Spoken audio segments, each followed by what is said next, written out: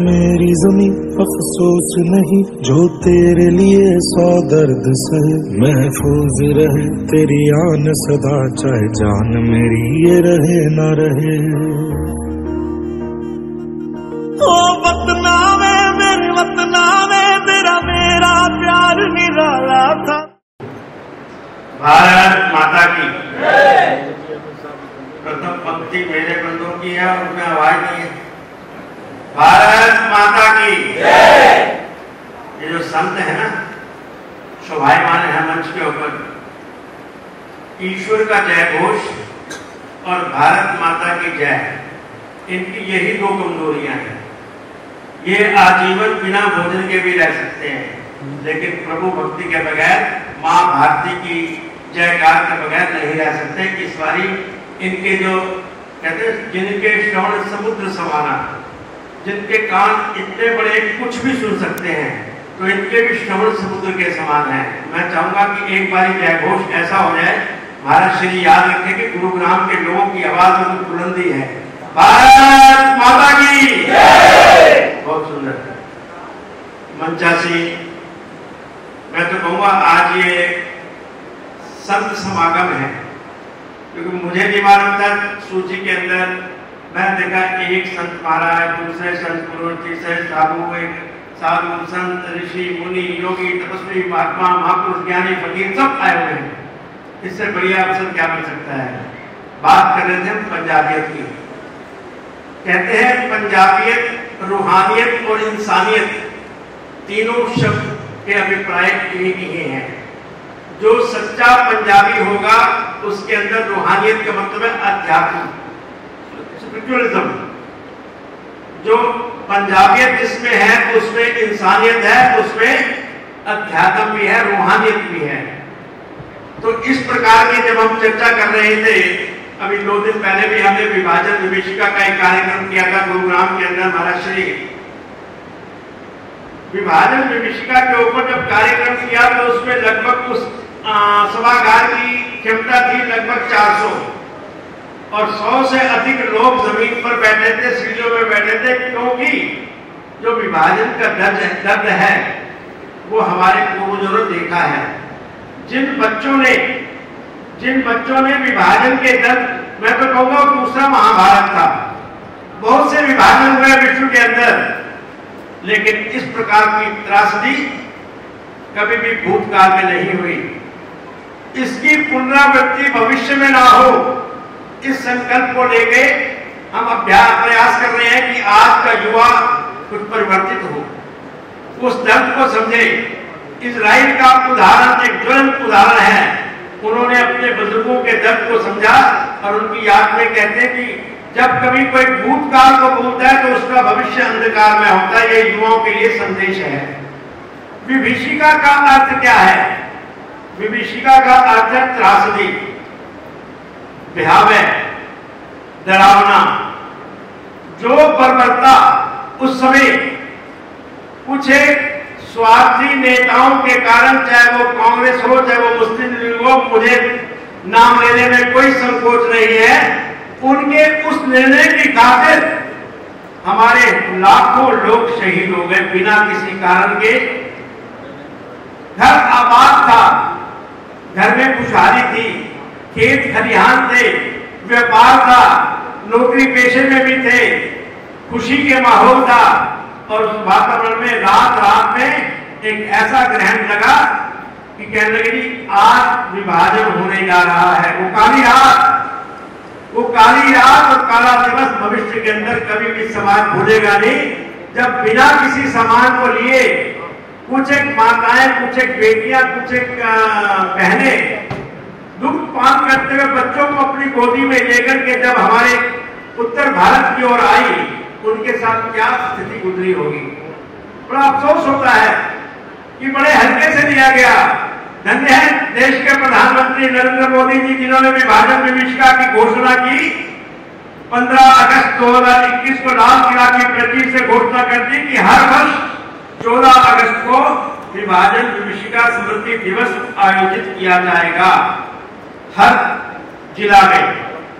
मेरा सौभाग्य है कि भारतीय जनता पार्टी ने ये दायित्व मुझे लगभग 3 वर्ष पूर्व दिया था।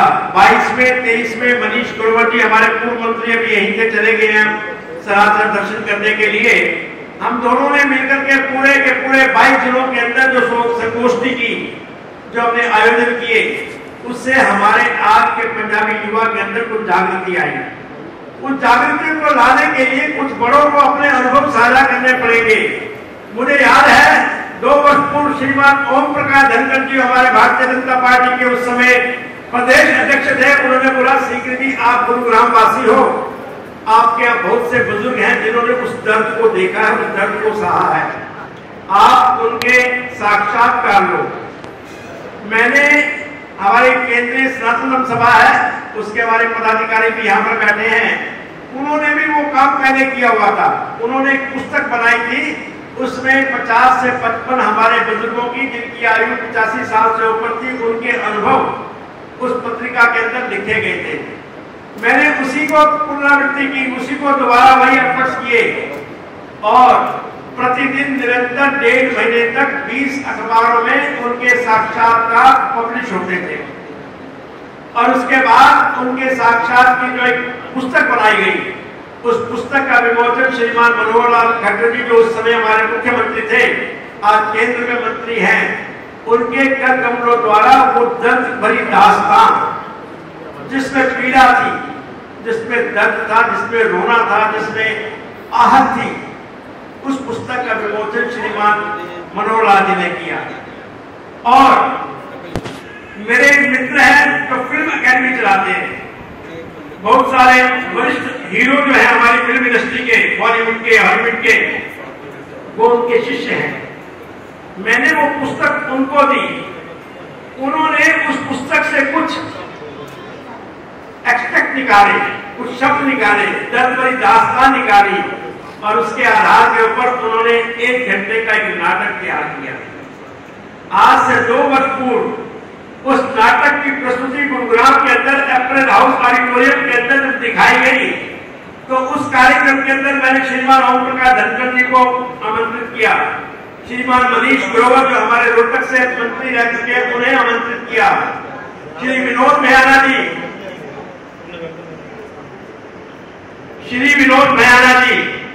विधायक सिरसा से, हांसी से, उन्हें आमंत्रित किया, डॉक्टर कृष्ण मिड्डा विधायक जींद से, श्री प्रमोद बिज विधायक पानीपत से, श्री संजय भाटिया जी सांसद करनाल से, श्री घनश्याम अरोड़ा जी विधायक यमुनानगर से, श्री सुभाष सुधा जी जो आज मंत्री हैं हमारी हरियाणा सरकार के अंदर, उस समय विधायक थे थानेसर कुरुक्षेत्र से, बहन सीमा त्रिखा विधायक फरीदाबाद से। इन सब महानुभावों को आमंत्रित किया। उनके सामने जब वो प्रस्तुत की गई, श्रीमान ओपी धनखड़ जी की आंखों में आंसू थे कि क्या इस प्रकार का भी दास्तान भूतकाल में हो सकती है। मुझे बुलाया ओम प्रकाश धनखड़ जी ने, बोले सीकरी जी मेरी आपसे एक प्रार्थना है।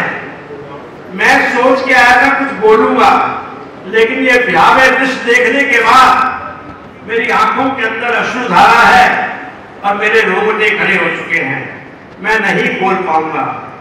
मनीष ग्रोवर जी बोले, सीकरी जी नहीं, ऐसा नहीं है, क्योंकि प्रदेश का अध्यक्ष यदि इस दर्द का बयान अपनी आंखों से देख करके लोगों को समझाएगा, आप उन्हें आग्रह करो। मैंने प्रदेश अध्यक्ष श्रीमान ओम प्रकाश धनखड़ जी से आग्रह किया।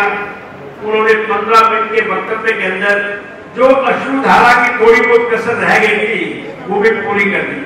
कहते ना, only wearer know where shoe pinches, जिस दिन लागे वही दिन जावे।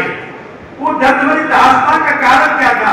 कारण कुछ नहीं था, एक हास्यास्पद इतिहास के पन्नों में स्वार्थी लोगों ने, स्वार्थी नेताओं ने, एक व्यक्ति यहाँ का प्रधानमंत्री बनना चाहता है, एक व्यक्ति वहां का प्रधानमंत्री बनना चाहता है। इस निजी स्वार्थ को पूरा करने के लिए लाखों लोगों की शहादत देनी पड़ी बिना किसी कारण के। मेरे एक मित्र हैं श्री कन्हैयालाल आर्य जगत के आर्य समाज के एक सिरमौर हैं, वो बताया करते हैं कि उनकी बुआ बहुत सुंदर थी, बहुत खूबसूरत थी। और कुछ व्यभिचारियों की निगाह उस पर थी कि जैसे ही विभाजन की घोषणा होगी हम उसको उठा करके ले जाएंगे। लेकिन पिता पिता होता है। पिता ने अपनी तलवार निकाली और बेटा क्या चाहती है, इन लोगों के साथ जाना चाहती है या तेरा सर मैं अलग कर दूं? तो बेटी की वीरांगना थी, उसका पिता मैं नहीं चाहती कि कोई इस प्रकार के व्यक्ति मेरे शरीर को स्पर्श भी करेगा। खुशी खुशी उस बच्ची ने अपनी जान देने के लिए अपने पिता के आगे अपने प्राण न्यौछावर कर दिए, जिसके फलस्वरूप उसके पिता ने तलवार से उसकी गर्दन काट करके उसको कुएं में डाल दिया। क्या विश्वास कर सकते हैं इस प्रकार की दयनीय स्थिति किसी के साथ हो सकती है? हम बड़े हल्के से लेते हैं। बांग्लादेश में इस समय हिंदुओं का क्या हाल हो रहा है, क्योंकि हम नहीं हैं, इसलिए वो दर्द हम नहीं समझ सकते हैं। वो जो बिना किसी कसूर के इस्कॉन टेंपल के अंदर जहां ये लोग जाकर के अन्न खाते थे, मंदिर का अन्न, उन्हीं को उन्होंने मारा है। ये इंसानियत है या हैवानियत है? बर्बरता की सभी हदें पार कर चुके हैं वो लोग। मेरा कहने का अभिप्राय यह है कि यहाँ कुछ युवा बच्चे भी बैठे हैं। मैं प्रायः इस विषय के ऊपर जब भी चर्चा करता हूँ, मेरा ऑडियंस, मेरा टारगेट होता है युवा होता है, क्योंकि युवा को अपने भूतकाल को स्वयं याद करना होगा।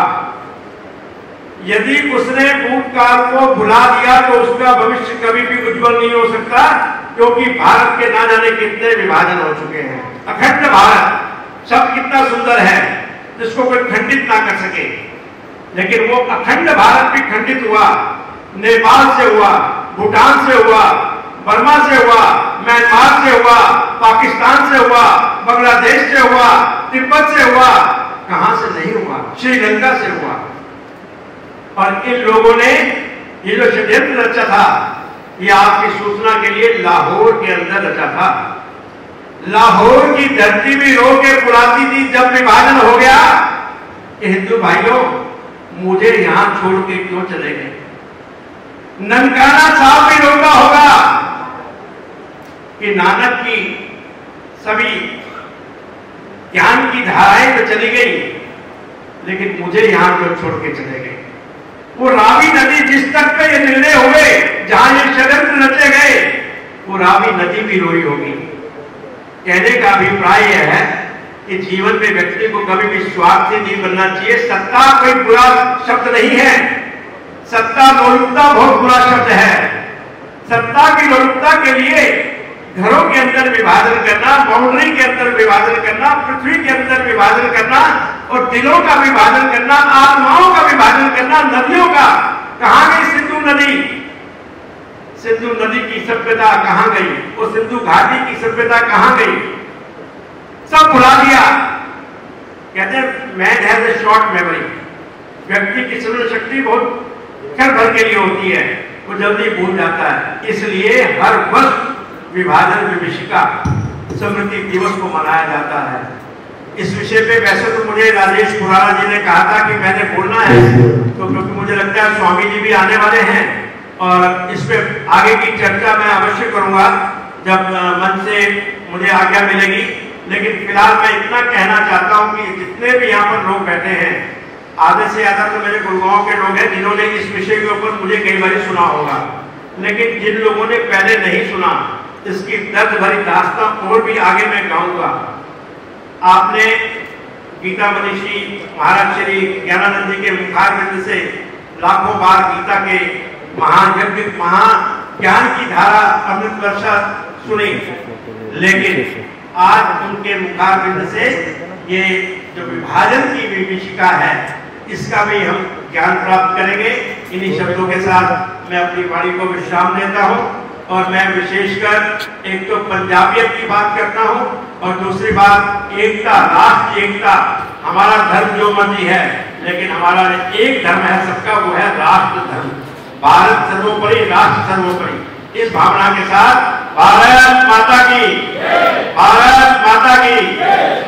कुर्बान हुआ तेरी असमत पे मैं कितना नसीबों वाला था। तेरी मिट्टी में मिल जावा, गुल बन के मैं खिल जावा, इतनी सी है दिल की आरज़ू।